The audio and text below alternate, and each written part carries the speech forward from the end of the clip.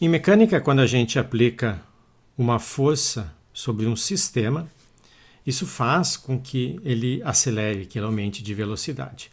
Ou seja, há um aumento da sua energia cinética. Esse aumento, então, de energia cinética é uma energia que foi transferida pela força para o sistema, é o que a gente chama, então, o trabalho dessa força.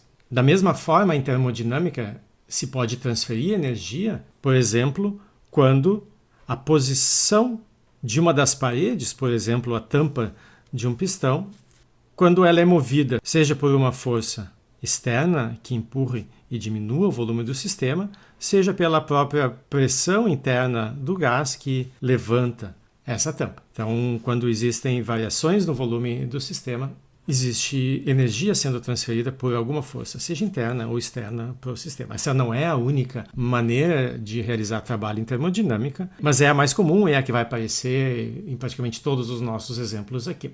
A gente precisa estabelecer também uma convenção de sinal. A gente então vai dizer que o trabalho é positivo quando ele é feito pelo sistema.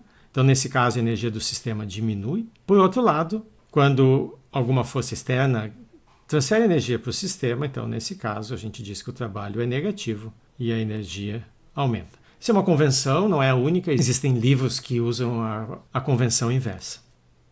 Bom, a gente quer agora calcular o trabalho feito num processo qualquer termodinâmico. Em geral, nossos processos, se a gente pensa num gás, eles são descritos pela dependência entre a pressão e o volume e representados num diagrama PV como uma curva contínua ao longo desse diagrama. Vamos pegar o caso onde a pressão, desde o estado inicial até o estado final, seja mantida constante.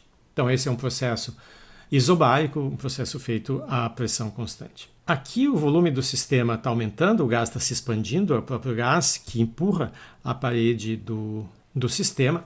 Trabalho é positivo, energia está sendo gasta, então ΔU vai ser negativo. Como é um movimento unidimensional, o movimento da tampa é ao longo do eixo do cilindro, o trabalho é a força feita pelo gás vezes o deslocamento da tampa. Essa força existe por causa da pressão interna do gás. E essa pressão aplicada na tampa vai ser a força dividida pela área da tampa. Ou seja, a força vai ser a pressão vezes a área.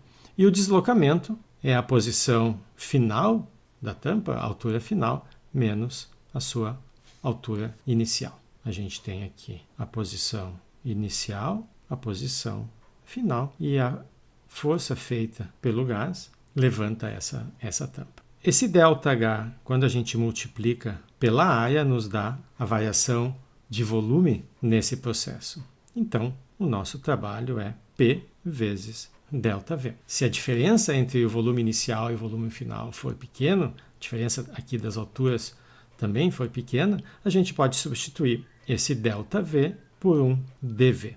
Só que para representar um trabalho pequeno, a gente não usa a mesma diferencial, a gente usa delta. Lembrando então que essa diferencial é uma diferencial inexata. O que acontece agora se a gente volta aqui para o nosso processo genérico, que não é simples a ponto de ser aproximado por um processo a pressão constante? Bom, se a gente pensa agora numa sequência de pequenos processos, esses pequenos processos podem ser um processo a pressão constante, seguido de um processo a volume constante, outra pressão constante, outro volume constante, e assim por diante. Se agora a gente diminui o tamanho desse degrau, cada um desses pequenos processos se aproxima aqui do nosso passinho infinitesimal. Então, notem que no trecho horizontal a gente tem um pequeno trabalho sendo feito, como a gente calculou aqui, mas nos trechos verticais, como o volume é constante, ΔV é zero, não contribui. Então, só os trechos horizontais que contribuem aqui. Se eu quiser agora o trabalho total feito de um certo estado inicial até o estado final, eu preciso simplesmente somar sobre todos os passos desse processo a pressão em cada um e a variação de volume em cada um. Isso nos dá o trabalho total. No limite em que o número de passos aqui é muito grande, isso aqui converge para a integral de P dV. Então a gente pode escrever assim. Esse aqui então é o trabalho geral, caso a gente consiga representar o nosso processo no diagrama PV. Ou seja, se a gente conhece a relação entre pressão e volume, basta colocar aqui nessa expressão e a gente tem o trabalho total. Vamos considerar um exemplo. A equação de estado de um gás ideal é pressão vezes volume, o número de mols, R, que é uma constante, vezes a temperatura desse gás. Vamos considerar um processo em que a temperatura é mantida constante. Como N e R são constantes, todo o nosso lado direito aqui também é constante.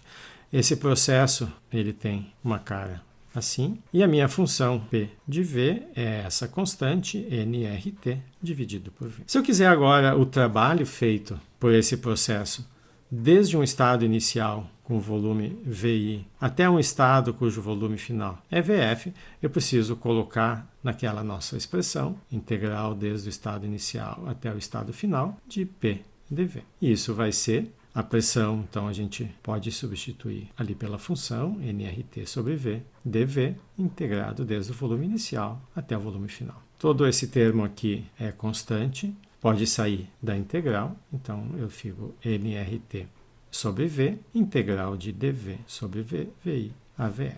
Então o nosso resultado final, o trabalho num processo isotérmico, nRT, T é a temperatura do processo, porque é sempre a mesma, ln VF sobre VI. Ou seja, se o VF for maior do que o VI, o trabalho é positivo. Se o sistema se contraiu, o volume final é menor do que o volume inicial, o argumento do logaritmo é menor do que 1, o logaritmo, portanto, é negativo, e o trabalho também. Essas duas conclusões estão de acordo com a nossa convenção de sinais.